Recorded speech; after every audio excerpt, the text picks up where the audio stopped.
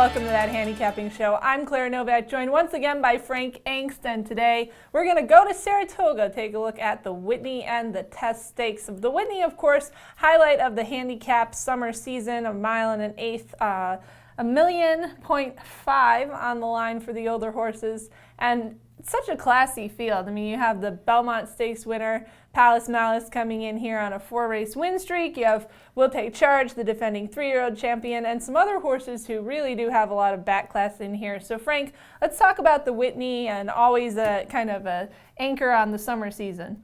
Yeah, I mean, as good as the field is, you have to kind of start with Will Take Charge and Palace Malice. They're two horses that have definitely established themselves in the handicap division. I'm leaning towards Will Take Charge. I'm going to offer up kind of a different kind of angle here, and that angle is Marino. Every time Marino shows up, a sustained type closer wins. I mean, if you go back and look at it in his previous race in the Suburban, Zevo rallies from 11th. He didn't really fire in the Met Mile, so I'm kind of tossing that race. He was never a factor early.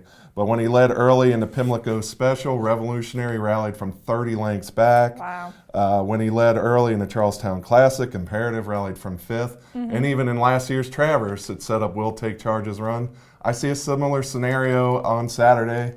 Will Take Charge could not be training any better. He's registered 4 straight bullets.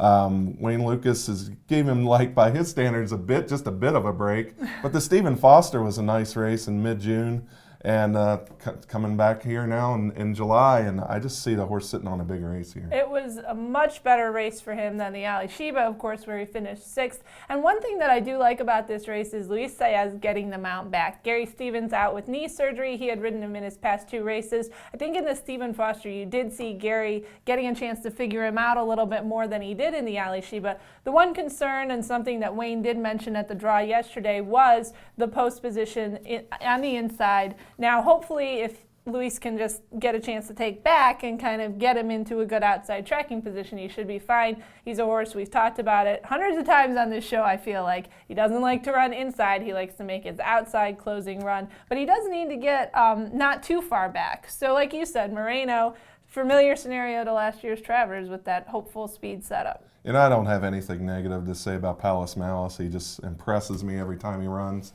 I'm just taking what I think is another good horse, and Will Take Charge.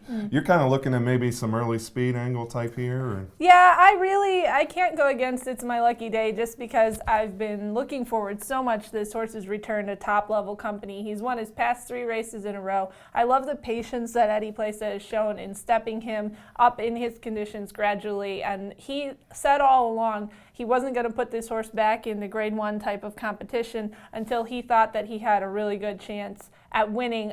Like you said, he has shown early speed, but he can come from a little bit off of it. He's not the type of horse who's going to go out there like Moreno has to have the lead. He can sit off of it and then close. Now, granted, everything that he's been running against has been not the likes of Will Take Charge and Palace Malice, but let's go back to last year when he ran a very good closing second in the Preakness to Oxbow, and he won the Holy Bull and beat Shanghai Bobby early in his 3-year-old year, who of course was the 2-year-old champion at the time. So just from the sentimental standpoint of, this horse coming back from the pelvic injury, Eddie doing such a great job getting him back to the races, getting him back in form.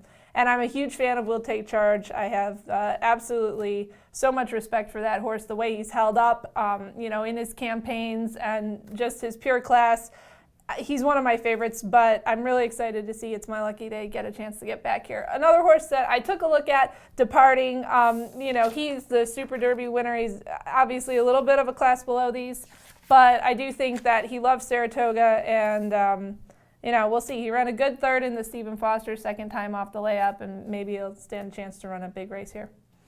Yeah, I would say if there was going to be a long shot, I'd probably lean towards Marino, which is funny to say because of what I just said, but maybe if everybody lets him get too loose on the lead, he takes it down. But I actually see Will Take Charge coming off the pace here to take this one. Alrighty, well that sounds fine to me. Now you're going to take a look at the test. You had some thoughts on there, so tell me a little bit about what your opinion for the fillies. 50 Shades of Gold is a filly that I really like in this race.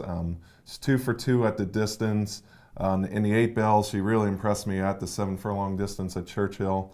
On Belmont Day, she went right to the lead, which was not the place to be that day. And she battled for the lead with each filly kind of just took their shot at her, and she put away a couple of those. Couldn't put away the final couple ones that came after her, but she did hold fourth and ran well to the wire. She enters this race off of 4 straight bullet works at Churchill Downs. Now she's returning to a distance that she likes. It's a really tough field, but I think 50 Shades of Gold could be a nice pick in this race. All righty, well, Frank, as emphatic as you've ever seen him on that handicapping show, so go to the windows for the test. And we, of course, will keep you posted on all of the weekend developments. A good weekend of racing with, I believe, 4 Grade 1s between the 3 at Saratoga and 1 at Del Mar. The West Virginia Derby also going on. So bloodhorse.com will have all your recaps. And as always, thanks to Briss for the PPs, and thanks to you for watching the Handicapping Show.